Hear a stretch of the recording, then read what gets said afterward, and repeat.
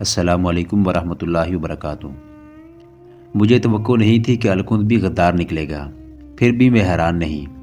ایمان کی نیلامی میں کوئی دیر نہیں لگتی۔ بادشاہی کا صرف تصور ہی انسان کو ایمان سے دستبردار ہونے پر مجبور کر دیتا ہے۔ اقتدار کا نشہ قرآن کو بند کر کے الگ رکھ دیتا ہے۔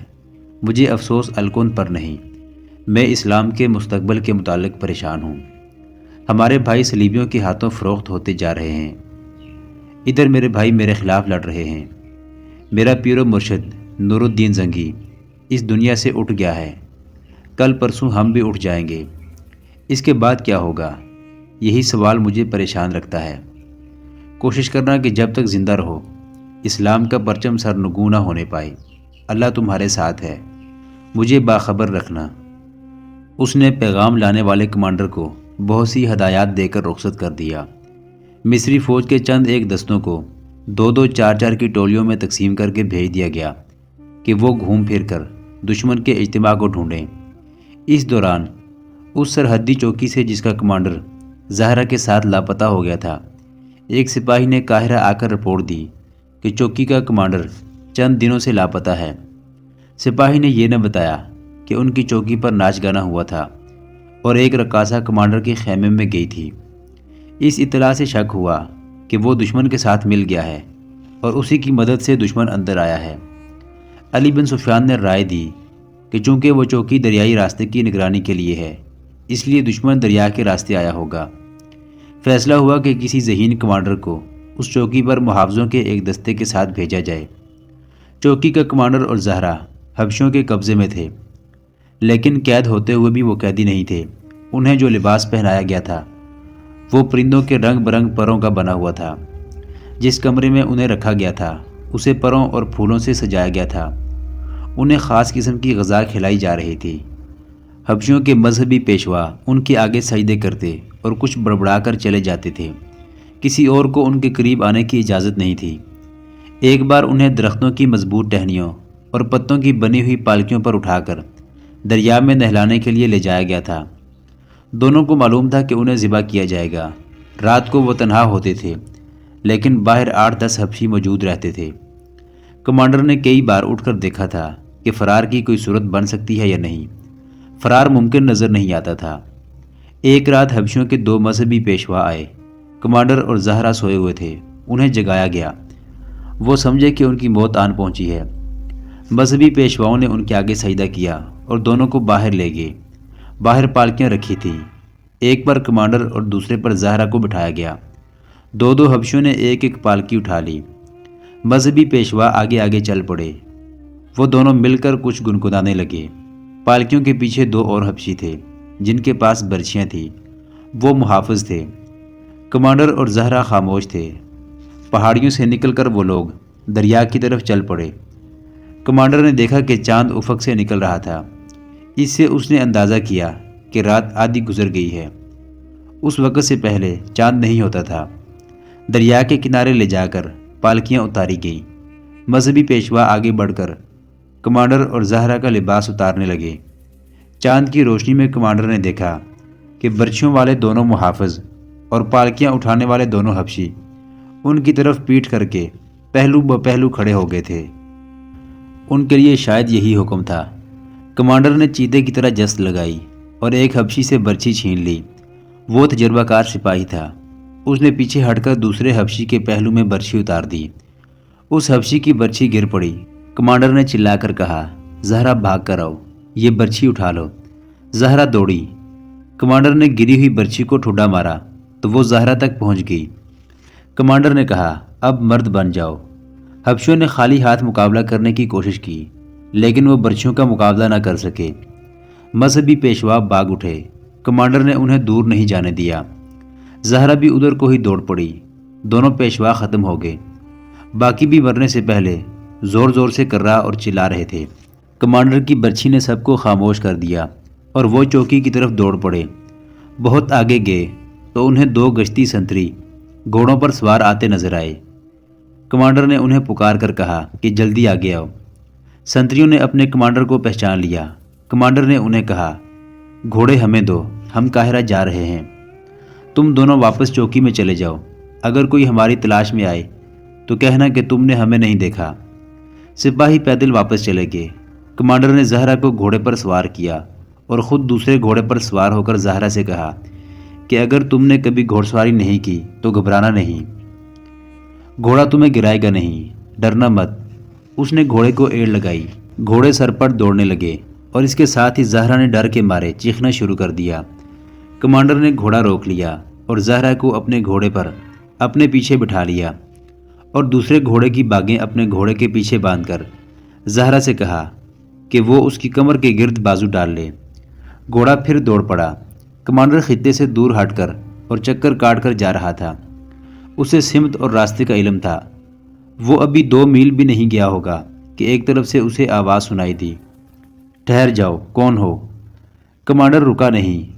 بیک وقت 4 گھوڑے اس کے تعاقب میں دوڑ پڑے۔ کمانڈر نے اپنے گھوڑے کی رفتار اور تیز کرنے کی کوشش کی، لیکن اس کا گھوڑا تھک گیا تھا۔ اس نے کوشش کی کہ دوسرے گھوڑے کو اپنے پہلو میں کر کے اس پر سوار ہو جائے۔ وہ گھوڑا بغیر وزن کے بھاگ رہا تھا، اس لیے زیادہ تھکا ہوا نہیں تھا، مگر زہرا کے ساتھ بھاگتے گھوڑے سے دوسرے گھوڑے پر سوار ہونا ممکن نہیں تھا۔ چاند اوپر آ گیا تھا جس سے دور تک نظر آ سکتا تھا۔ چاروں گھوڑے بہت قریب آ گئے تھے۔ 2 تیر آئے جو کمانڈر کے قریب سے گزر گئے۔ ان کے ساتھ آواز آئی، اگر نہ رکے تو اب تیر کھوپڑی میں اتر جائیں گے۔ کمانڈر کو معلوم تھا کہ وہ رکا تو بھی موت ہے۔ یہ لوگ حبشیوں کے حوالے کر کے آج ہی رات ذبح کر دیں گے۔ بھاگتے رہنے میں بچ نکلنے کی صورت پیدا ہو سکتی ہے۔ اس نے گھوڑا دائیں بائیں گھما گھما کر دوڑانا شروع کر دیا تاکہ تیر نشانے پر نہ آئیں۔ یہ اس کی غلطی تھی۔ اس کے تعاقب میں آنے والے سیدھے آ رہے تھے، جس سے فاصلہ کم ہو گیا اور وہ گھیرے میں آ گیا۔ اس کے جسم پر پروں کا لباس تھا جس سے وہ پرندہ لگتا تھا۔ یہی حالت زہرا کی تھی۔ کمانڈر نے ان چاروں کو دیکھا تو اسے شک ہوا۔ ان میں سے ایک نے پوچھا، تم کون ہو؟ یہ لڑکی کون ہے؟ دوسرے نے کہا، پوچھتے کیا ہو، سوڈانی ہیں، یہ دیکھو تو انہوں نے پہن کیا رکھا ہے۔ کمانڈر ہنس پڑا اور بولا، میرے دوستو، میں تمہاری فوج کا ایک کماندار ہوں۔ اس نے زہرا کا تعارف کرایا اور ساری واردات سنا دی۔ یہ 4 سوار دیکھ بھال کے کسی دستے کے تھے۔ وہ یہی دیکھتے پھر رہے تھے کہ سوڈان کی فوج کہاں ہے اور کہیں ہے بھی یا نہیں۔ وہ کمانڈر اور زہرا کو ساتھ لے کر قاہرہ کی سمت چل پڑے۔ بڑی ہی لمبی مسافت طے کر کے وہ اگلی رات قاہرہ پہنچے۔ انہیں سب سے پہلے علی بن سفیان کے پاس لے جایا گیا اور رات کو ہی العادل کو جگا کر بتایا گیا کہ 4000 سے زیادہ حبشی فوج فلاں جگہ چھپی ہوئی ہے اور اس کی قیادت سالار الکند کر رہا ہے۔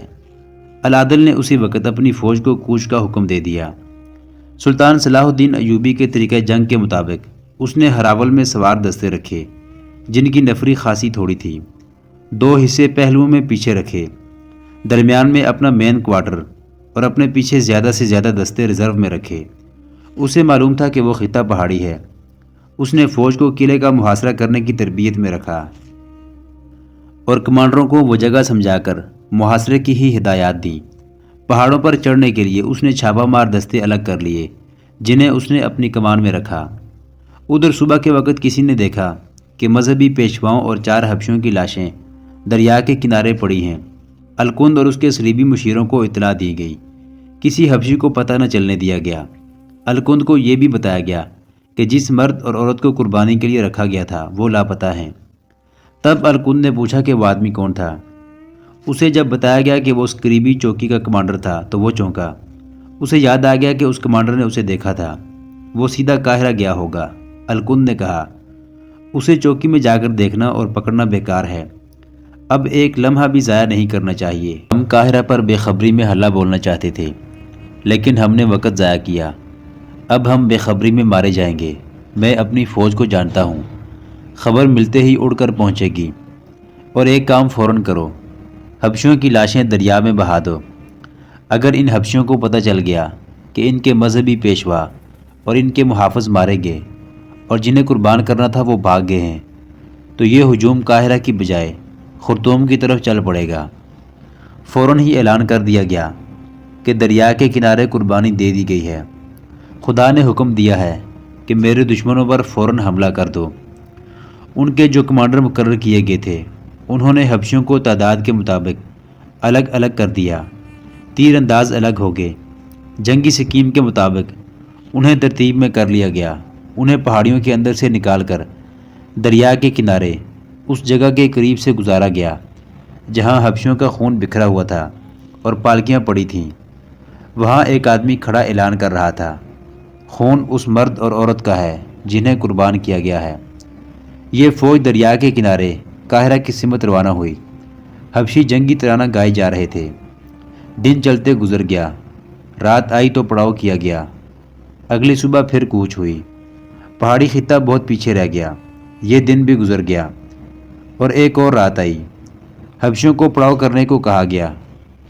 وہ کھا پی کر صحرا میں بکھر گئے اور بے سدھ ہو گئے۔ آدھی رات کے وقت ان کے پچھلے حصے پر العادل کے ایک چھاپہ مار گروہ نے شب خون مارا۔ گھوڑے سرپٹ دوڑتے آئے اور غائب ہو گئے۔ حبشیوں میں ہڑبونگ مچ گئی۔ بہت دیر بعد ایسا ہی ایک اور حملہ آیا جو بہت سے حبشیوں کو رونتا کچلتا نکل گیا۔ الکند سب سے آگے تھا۔ اسے اطلاع ملی۔ اس نے اگلے روز کی پیش قدمی روک دی۔ یہ شب خون بتاتے ہیں کہ ہم مصری فوج کی نظر میں آگے ہیں۔ اس نے صلیبی اور سوڈانی کمانڈروں سے کہا، یہ سلطان صلاح الدین ایوبی کا خصوصی طریقہ جنگ ہے۔ ہم اب آگے نہیں بڑھ سکتے۔ تم ہزار جتن کرو، مصری فوج سے تم کھلے صحرا میں لڑ نہیں سکتے اور اب تم بھاگ بھی نہیں سکتے۔ اب پیچھے چلو اور پہاڑیوں میں لڑو۔ ہمارا تمام تر منصوبہ ناکام ہو چکا ہے۔ قاہرہ والے نہ صرف بیدار ہو گئے ہیں بلکہ انہوں نے فوج بھیج دی ہے۔ کیا ہم صحرا میں مصری فوج کو ڈھونڈ کر اس سے لڑ نہیں سکتے؟ ایک صلیبی نے کہا، اگر تم لوگ سلطان صلاح الدین ایوبی کی فوج کو سامنے لا کر لڑا سکتے تو آج مصر تمہارا ہوتا۔ الکند نے کہا، میں اس فوج کا سالار ہوں۔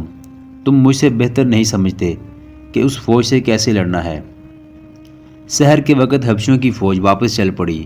ہر طرف حبشیوں کی لاشیں بکھری ہوئی تھی۔ الکند ٹھیک کہتا تھا کہ اس کی فوج مصری فوج کی نظر میں آ گئی ہے۔ مصری فوج کا دیکھ بھال کا انتظام الکند کی ایک ایک حرکت دیکھ رہا تھا۔ وہ حبشیوں کی فوج کو پیچھے لے چلا تو العادل فوراً سمجھ گیا کہ الکند پہاڑیوں میں لڑنا چاہتا ہے۔ اس نے اسی وقت سوار تیر انداز دستے دور کے راستے سے پہاڑی خطے کی طرف روانہ کر دیے۔ پیادہ دستے بھی بھیجے گئے اور اس نے زیادہ تر دستے اپنے پاس روکے رکھے۔ ان دستوں کے ساتھ وہ حبشی فوج سے بہت فاصلہ رکھ کر پیچھے پیچھے چل پڑا۔ راستے میں رات آئی۔ حبشیوں کا پڑاؤ ہوا۔ رات کو العادل کے چھاپہ مار دستے حرکت میں آئے۔ حبشیوں کے ایک جیش کو بیدار رکھا گیا تھا۔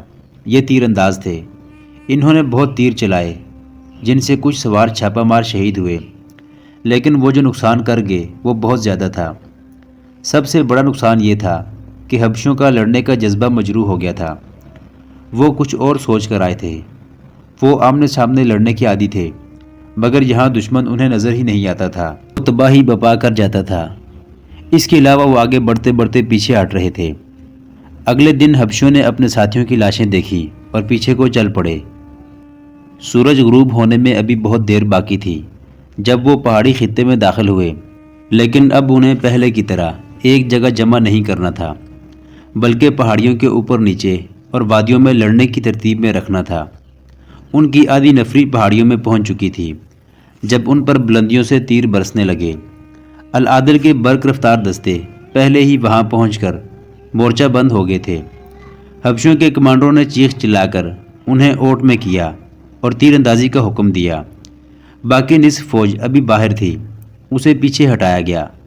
الکند نے اس نفری کو پہاڑیوں پر چڑھا کر آگے جانے اور اوپر سے تیر چلانے کی چال چلی، مگر حبشی ابھی پہاڑوں پر چڑھنے ہی والے تھے کہ ادھر سے العادل کی فوج جو ان کے عقب میں جا رہی تھی پہنچ گئی۔ حبشیوں کی خاصی نفری بلندیوں پر جانے میں کامیاب ہو گئی، جہاں سے حبشیوں نے نہایت کارگر تیر اندازی کی۔ العادل کو نقصان اٹھانا پڑا، مگر اس کی سکیم اچھی تھی۔ اس نے ادھر سے دستے پیچھے ہٹا لیے۔ اس کی پہلی ہدایات کے مطابق دوسری طرف سے تیر انداز اور دیگر دستے پہاڑی خطے کی بلندیوں پر جا رہے تھے۔ سوار دستوں میں ایک کو دریا کے کنارے بھیج دیا گیا۔ اسوان کے اس سلسلہ کو میں خون ریز مارکا لڑا گیا۔ وادیوں پر تیر برس رہے تھے۔ پھر سوار دستوں کو وادیوں میں ہلا بولنے کا حکم ملا۔ رات کو حبشی تو دبک گئے، لیکن العادل نے منجنیکوں کے دستوں کو حکم دیا، کہ وہ جگہ جگہ آتش گیر مادے کی ہانڈیاں پھینک کر آگ کے گولے پھینکیں۔ تھوڑی دیر بعد پہاڑیوں کی ڈھلانوں پر آگ کے شعلے اٹھے اور ہر طرف روشنی ہو گئی۔ اس روشنی میں رات کو بھی معرکہ جاری رہا۔